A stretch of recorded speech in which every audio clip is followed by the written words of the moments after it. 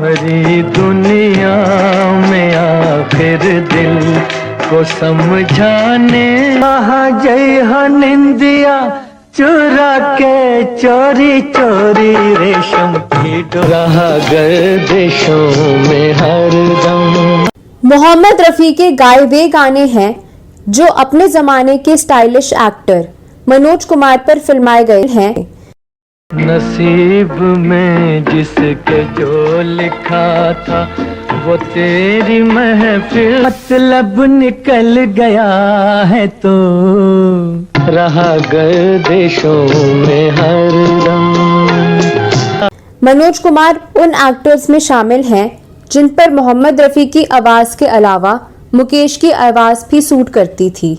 चांद सी महबूबा हो मेरी कब ऐसा मैंने सोचा था, साथ हो तुम और रात जवा नींद किसे अब चैन मैं ना भूलूंगा रस्मों को इन कसमों को इन रिश्ते ना।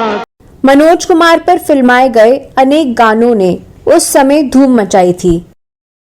तौबा ये मत वाली चाल झुक जाए फूलों की डाल चांद और सूरज तेरी जवानी तपता महीना। हालांकि मनोज कुमार पर रफ़ी साहब और मुकेश साहब के गाने खूब हिट हुए और उन गानों से मनोज कुमार ने फिल्म जगत में अपना ऊंचा मुकाम बनाया, लेकिन एक गाने के मामले में वह अड़ गए कि उन पर फिल्माया जाने वाला वह गाना मुकेश जी की आवाज में रिकॉर्ड हो, जबकि संगीतकार इस बात पर अड़ गए कि वह गाना मोहम्मद रफ़ी की आवाज में रिकॉर्ड होगा। वह गाना कौन सा था और क्यों, उस गाने को लेकर एक्टर और संगीतकार में तनातनी हो गई और आखिरकार उसका नतीजा क्या निकला, इस वीडियो में विस्तार से बताने जा रही हूँ।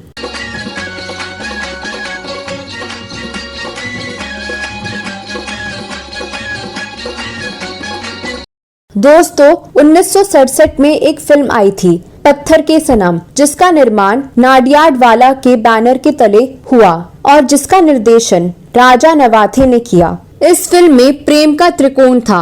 इस फिल्म के गीतकार मजरू सुल्तानपुरी थे और गीतों को लक्ष्मीकांत प्यारेलाल की जोड़ी ने स्वरबद्ध किया था। पत्थर के सनम तुझे हमने खुदा काफी मशहूर हुए थे। इन गानों की वजह से यह फिल्म साल 1967 की हिट साबित हुई थी।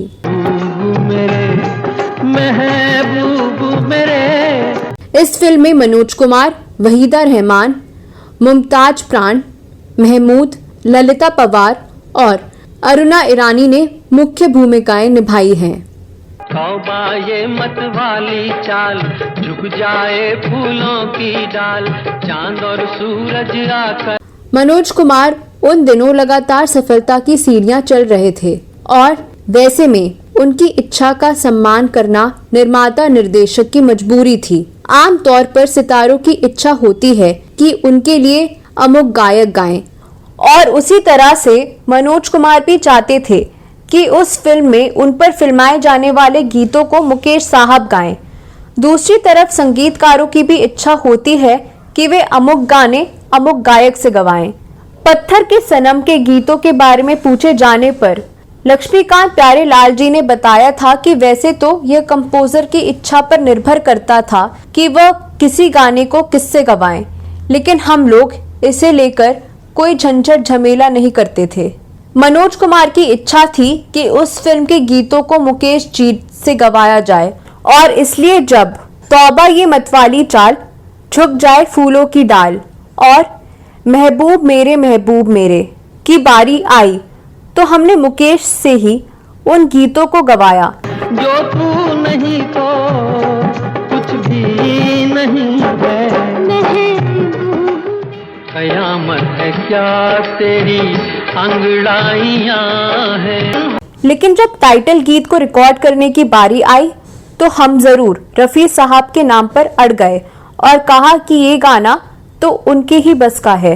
हालांकि मनोज कुमार फिल्म के टाइटल गीत को रफ़ी साहब से गवाने पर सहमत हो गए थे, लेकिन वह फिल्म के निर्माता गफ्फार भाई नाडियाडवाला पर जोर डाल रहे थे कि टाइटल गीत मुकेश को ही गाने को दिया जाए, लेकिन गफ्फार भाई खुद रफी साहब के प्रशंसक थे, इसलिए उन्होंने मनोज कुमार को समझाया और कहा कि गीत रफी साहब ही गाएंगे। इस पर मनोज कुमार सहमत हो गए।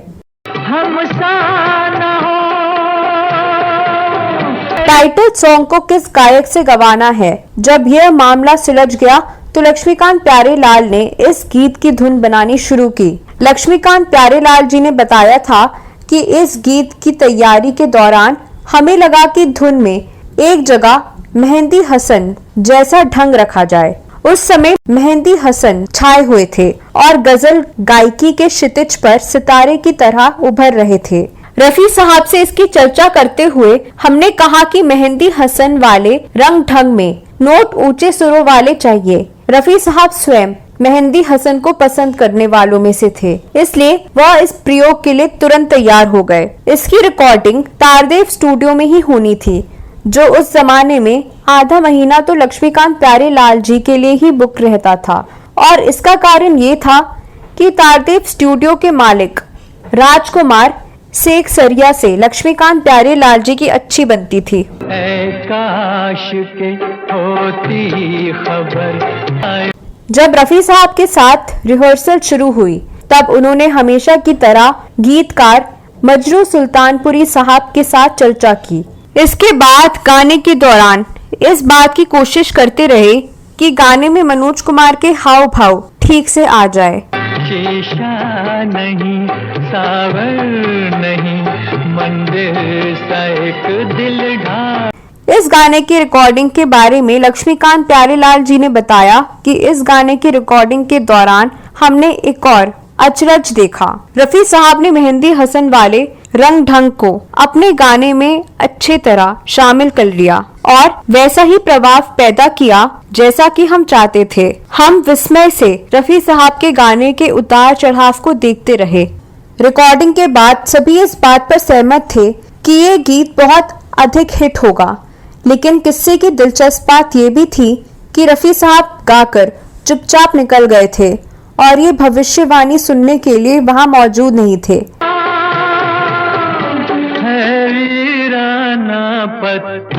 इस गाने के बनने के बारे में लक्ष्मीकांत प्यारेलाल जी ने जो कहा उसे आप राजू कोर्ती और धीरेन्द्र जैन की पुस्तक Mohammad Rafi God's own voice पे पढ़ सकते हैं।